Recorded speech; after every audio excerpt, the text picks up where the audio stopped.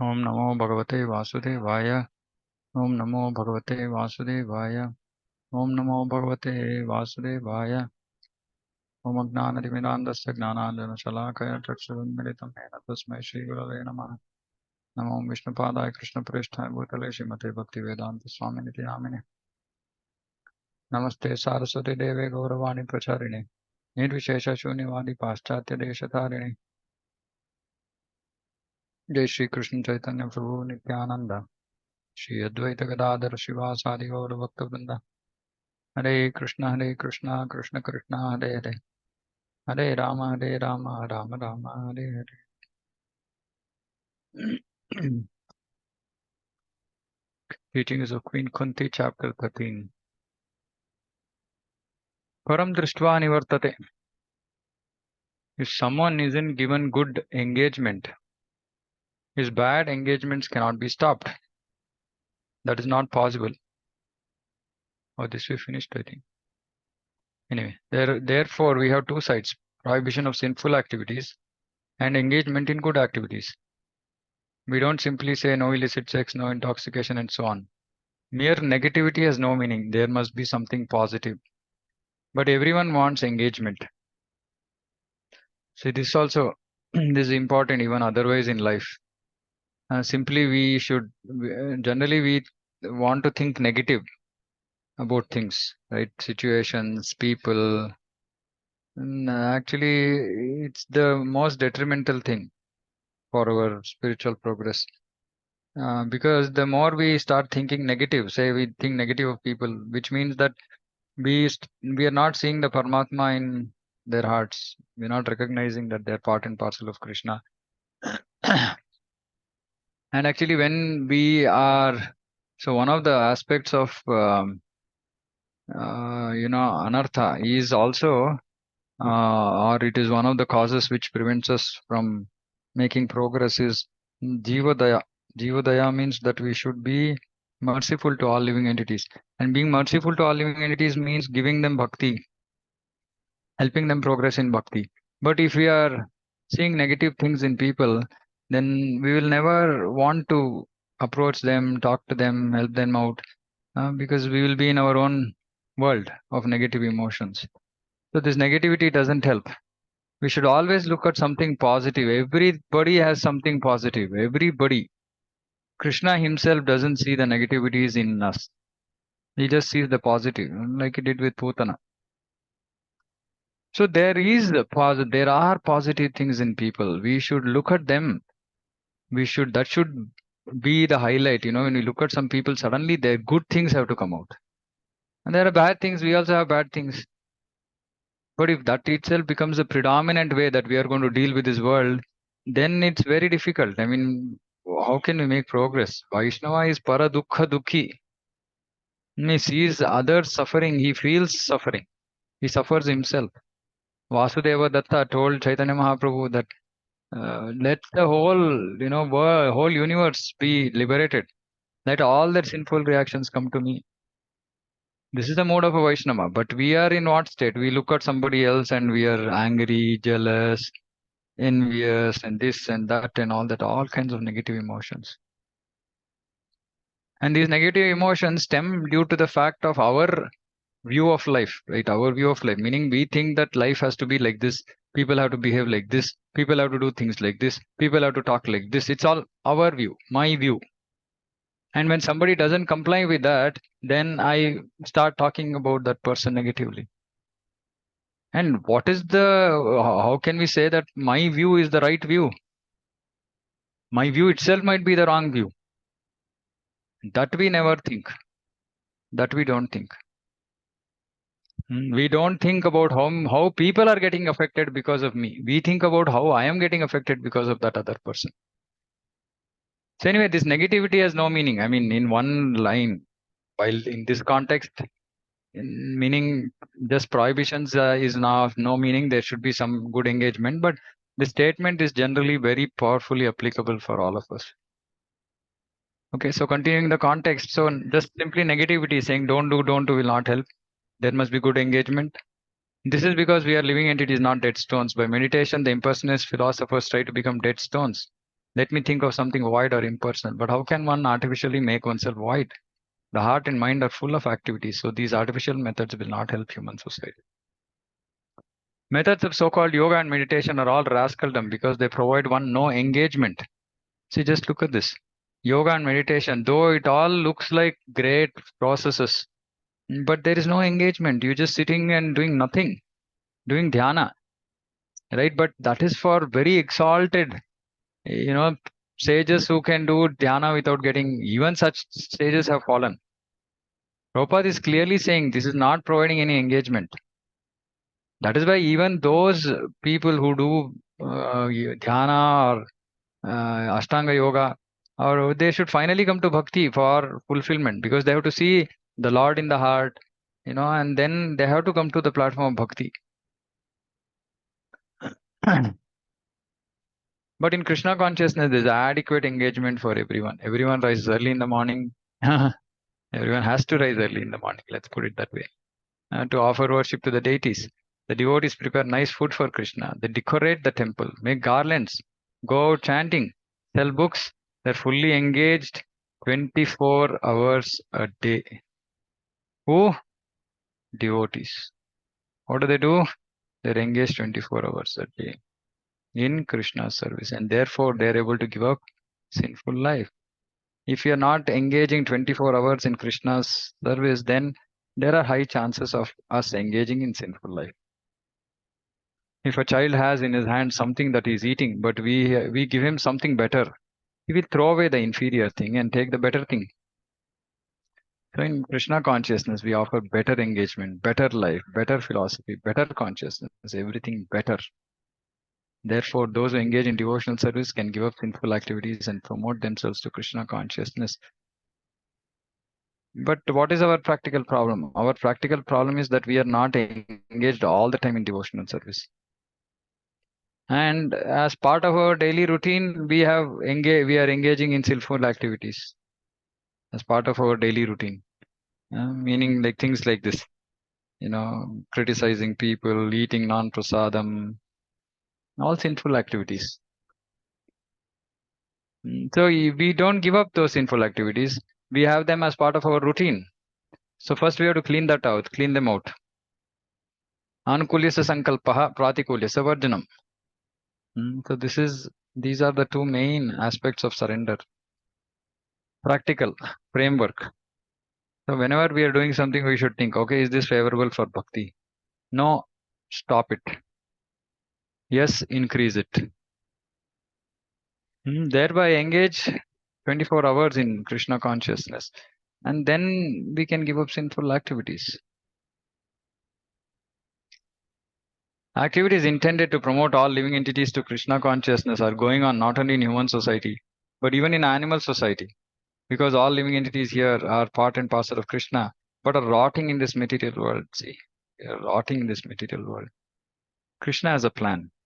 This also is such an important point.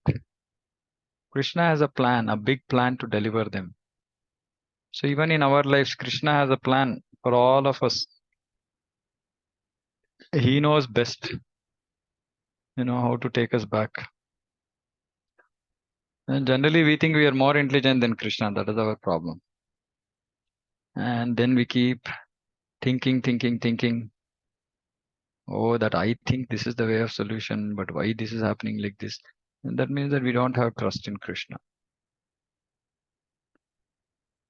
Krishna has a plan. Just we should trust him.